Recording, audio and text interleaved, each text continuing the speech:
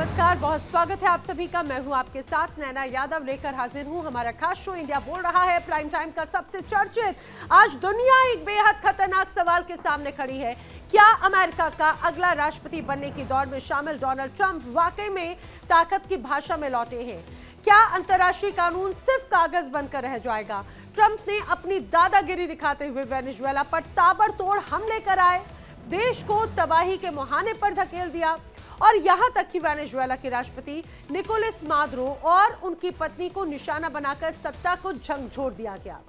सवाल ये नहीं कि अमेरिका ताकतवर है या फिर नहीं, सवाल यह है कि क्या कोई सुपर पावर किसी संप्रभु देश में घुसकर बम बरसाने और सत्ता को उठाने का हक रखती है?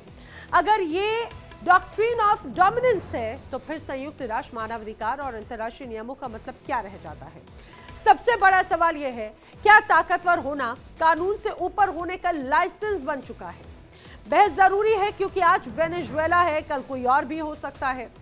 आज इसी के हर एक पहलू को करेंगे, जानने की चर्चा करने की कोशिश करेंगे, जानने की कोशिश करेंगे। आज का दिन और आज की रात दुनिया के लिए बेचैन करने वाली है। डोनाल्ड ट्रंप अमेरिकी राष्ट्रपति, उन्होंने ताकत का ऐसा प्रदर्शन किया जो किसी भी सुपर पावर की कार्रवाई नहीं बल्कि दादागिरी की पराकाष्ठा है। जी हां, वेनेजुएला पर ताबड़तोड़ हमले हुए, राष्ट्रपति निकोलस मादुरो और उनकी पत्नी को अगवा कर लिया गया। और ये सिर्फ एक देश पर हमला नहीं है, दरअसल ये अंतर्राष्ट्रीय कानून पर हमला है। आपको कुछ तस्वीरें दिखाती हूं, उस तस्वीरों के जरिए आप समझिए। ये 6 तस्वीरें देखिए।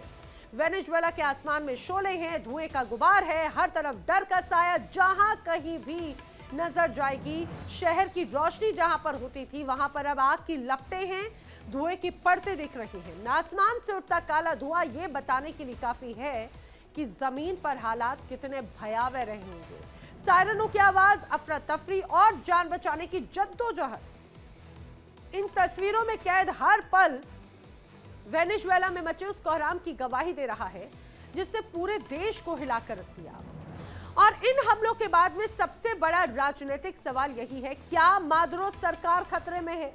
विपक्ष पहले से ही आक्रामक है, आर्थिक संकट पहले से ही ये देश झेल रहा है और अब सीधे सीधे सैन्य हमले का आरोप। राजनीतिक विश्लेषकों का मानना है कि अगर हालात नहीं संभले तो सत्ता की जमीन और खिसक सकती है।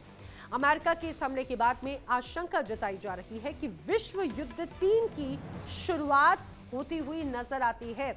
और ये आशंका यूं ही नहीं जताई जा रही, उसकी भी कई बड़ी वजह है। दरअसल अमेरिका ने वेनेजुएला पर हमला किया है तो उसके बाद में रूस, चीन वेनेजुएला को समर्थन दे चुके हैं। ऐसे में वो जंग में उतरकर वेनेजुएला का साथ दे सकते हैं।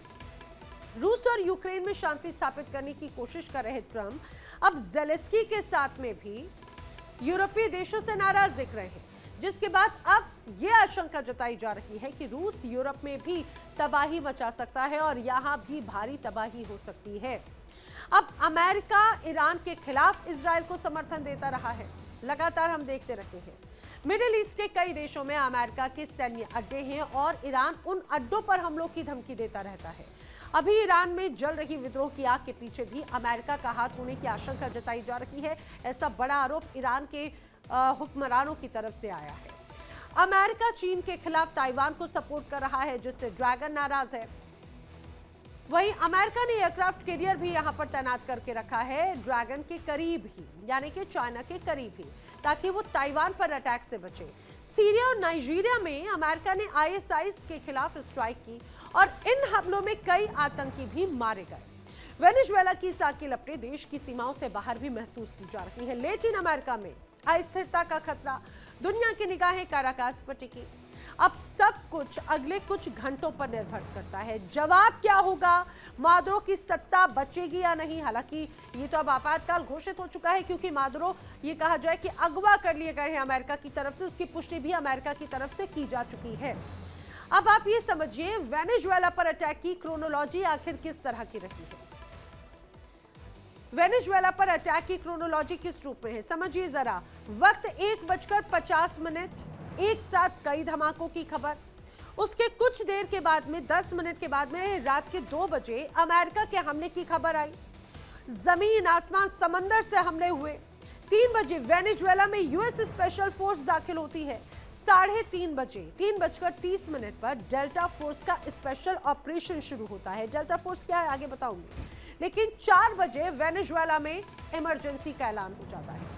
मादुरो और उनकी पत्नी को अगवा कर लिया जाता है। वेनेजुएला ने जिंदा होने के सबूत मांगे 5:30 बजे करीब सुबह, और ये कहा कि बताइए कि मादुरो और उनकी पत्नी ठीक हैं, आखिर उनके साथ में क्या हुआ।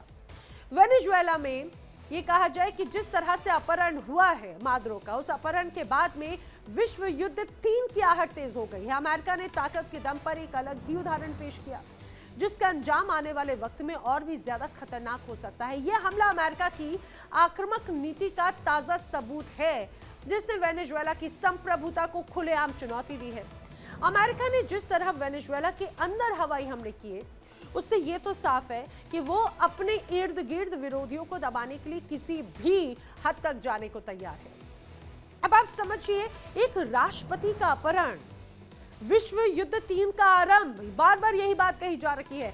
दरअसल ट्रंप के अनुसार सच ये है कि मादुरो को पकड़ा हिरासत में नहीं बल्कि अपहरण है, ये कहा गया है। ये कानूनी ऑपरेशन अंतर्राष्ट्रीय कानून का उल्लंघन है। ट्रंप अलग कहते हैं, सच क्या है वो समझिए। अमेरिका की जीत, ट्रंप इसे बताते हैं। सच ये है कि एक संप्रभु देश के अधिकार की एक ये हार है, इससे ज्यादा और कुछ भी नहीं। कानूनी ऑपरेशन अमेरिका बताता है, लेकिन अंतर्राष्ट्रीय कानून का उल्लंघन है, ये स्थिति है। अमेरिका की जीत एक संप्रभु देश के अधिकार की हार है। तानाशाह का अंत हुआ, यह अमेरिका दावा करता है, लेकिन सच ये है कि ये सत्ता पलटने की कोशिश है। दूसरी तरफ लोकतंत्र की बहाली की बात कही जाती है, लेकिन लैटिन अमेरिका में आग की लपटें किस तरह से नजर आती हैं वो हम सभी जानते हैं, और इसीलिए बार बार अलग अलग बातें कही गई। ये शब्दों की लड़ाई नहीं, ये तय करेगा कानून चलेगा या फिर ताकत। क्योंकि वेनेजुएला में हमला उस समय हुआ जब दोनों देशों के बीच में कूटनीतिक संबंध पहले से ही तनावपूर्ण थे। अमेरिका का आरोप है कि वेनेजुएला क्षेत्र में आतंकवाद और अवैध गतिविधियों को बढ़ावा दे रहा है, लेकिन वेनेजुएला इसे अमेरिकी हस्तक्षेप के तौर पर देखता है। अब सवाल ये कि इस हमले के बाद का अगला पड़ाव क्या होगा? यह हमला क्या वर्ल्ड वॉर 3 में बदल जाएगा? यह हमला बार बार ऐसा क्यों दावा किया जा रहा है कि ये वर्ल्ड वॉर 3 का एक तरह से आगाज है? क्योंकि पहली जो बड़ी वजह है, वेनेजुएला रूस चीन का करीबी है। दुनिया का सबसे बड़ा ऑयल रिजर्व वेनेजुएला के पास में ही, ये दूसरा सबसे बड़ा एक अहम हिस्सा है। तीसरी बड़ी वजह, अमेरिका के खिलाफ कई देश पहले से ही थे, और इस घटना के बाद, इस पूरे एक्शन के बाद में अब अमेरिका के खिलाफ और मोर्चाबंदी बढ़ जाएगी। तीसरी बड़ी वजह, ईरान मिडिल ईस्ट समीकरण बदलेंगे। न्यूक्लियर एस्केलेशन का डर भी बहुत बड़े स्तर पर यहां पर जरूर जताया जा रहा है। दरअसल इतिहास बताता है, तेल, सत्ता, अपमान, यानी कि उसका नतीजा युद्ध। अमेरिका वेनेजुएला तनातनी के बीच हालात बेहद विस्फोटक हो गए हैं। राजधानी काराकास दहल चुका है। राष्ट्रपति भवन के आसपास सुरक्षा बलों की तैनाती बढ़ा दी गई है। आसमान में लड़ाकू विमान, जमीन पर बख्तर बंद गाड़ियां और शहर में दनदनाती सायरनों की आवाज सुनाई दे रही है। वहीं वेनेजुएला में ट्रंप की बम वर्षा पर यूरोप, ये कहा जाए कि 2 हिस्सों में बढ़ चुका है। वेनेजुएला में ट्रंप की बम वर्षा और यूरोप 2 हिस्सों में क्यों बटा है? दरअसल तीसरे विश्व युद्ध शुरू हो सकता है, ये नॉर्थ कोरिया कहता है। वेनेजुएला पर हमला बहुत गलत है, ये रूस की तरफ से टिप्पणी है। राष्ट्रीय संप्रभुता और क्षेत्रीय अखंडता, एक तरह से उसका उल्लंघन, ये बात ईरान की तरफ से कही गई। वेनेजुएला में सैन्य कार्रवाई को लेकर ट्रंप से बात करेंगे, ये ब्रिटिश की तरफ से कहा गया।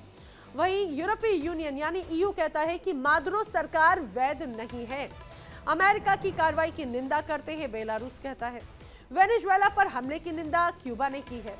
यानी दुनिया एक सुर में नहीं है, और यही सबसे ज्यादा खतरनाक स्थिति है।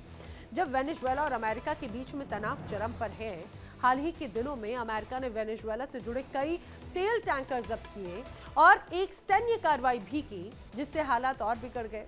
अब अमेरिका का आरोप है कि मादुरो सरकार अवैध नशे के कारोबार में शामिल है, जबकि वेनेजुएला इन आरोपों को सिरे से खारिज करता रहा है। इस हमले के बाद पश्चिमी मीडिया से ट्रंप ने बातचीत की और उन्होंने ये कहा कि मैंने वेनेजुएला ऑपरेशन को टीवी शो की तरह देखा। ट्रंप ने कहा, जिस तरह से उनकी तरफ से ये पूरी प्रतिक्रिया आई, उन्होंने कहा कि मैंने मीडिया से ट्रंप की बातचीत में उन्होंने कहा कि मैंने टीवी शो की तरह देखा। ट्रंप ने स्पेशल ऑपरेशन टीम की तारीफ की। दुनिया का कोई और देश ऐसा ऑपरेशन नहीं कर सकता, ये बात भी उनकी तरफ से कही गई। बड़ा सवाल यह है, क्या जंग अब इंटरटेनमेंट बन चुकी है? ट्रंप का टीवी शो वाला बयान जरा भी क्या शोभनीय है? क्या अब ये जंग यहीं पर थमेगी या फिर विकराल तीसरे विश्व युद्ध का आकार ले लेगा? क्या ये पूरी कहानी है? बिल्कुल भी नहीं। मादुरो की अमेरिका की साजिश बहुत पुरानी है। दरअसल 2020 में अमेरिका ने नार्को टेररिज्म इनाम घोषित किया था। 2020 में ज्यादातर देश मादुरो के खिलाफ थे। इंडिक्टमेंट वेनेजुएला क्राइसिस के पीक पर आया था और कई देशों ने मादुरो को अवैध माना। दूसरी तरफ हमने देखा जिस तरह से यहाँ पर लगातार एक बड़ा तनाव नजर आ रहा था, तो इस दौरान अलग अलग देशों की प्रतिक्रियाएं देखने को मिली। और जब जुआन गुआइडो को अंतरिम राष्ट्रपति के रूप में मान्यता दी गई तो लगभग 50 से 57 देशों ने गुआइडो को मान्यता दी थी। तो क्या ये नया हमला नहीं, पुरानी स्क्रिप्ट का अगला चैप्टर है? इस बीच एक मारिया कोरिना मचाडो भी सुर्खियों में आ गई है। क्या वेनेजुएला का अगला राष्ट्रपति कोरिना मचाडो होंगी? ये भी अपने आप में एक बड़ी बात है और आखिर इसको लेकर किस तरह की प्रतिक्रियाएं हैं, ये भी अपने आप में हम जानने की कोशिश करेंगे। खास मेहमानों का पैनल जो इस दौरान मेरे साथ में कनेक्ट हो रहा है, आइए मैं जल्दी से आपको मिलवा देती हूँ। मेरे साथ में इस दौरान कनेक्ट हो रहे हैं रिटायर्ड कमांडर सुदर्शन चक्रपाणी, भू राजनीतिक विश्लेषक के तौर पर। मेरे साथ में इस दौरान रक्षा विशेषज्ञ के तौर पर कनेक्ट हो रहे हैं retired colonel SK. Malik ji. मेरे साथ कनेक्ट हो रहे हैं रिटायर्ड कर्नल जे.एस. सोढी जी और मेरे साथ विदेश मामलों के जानकार इस दौरान कनेक्ट हो रहे हैं अभिषेक खरे। आप सभी का इस चर्चा में बहुत बहुत स्वागत है।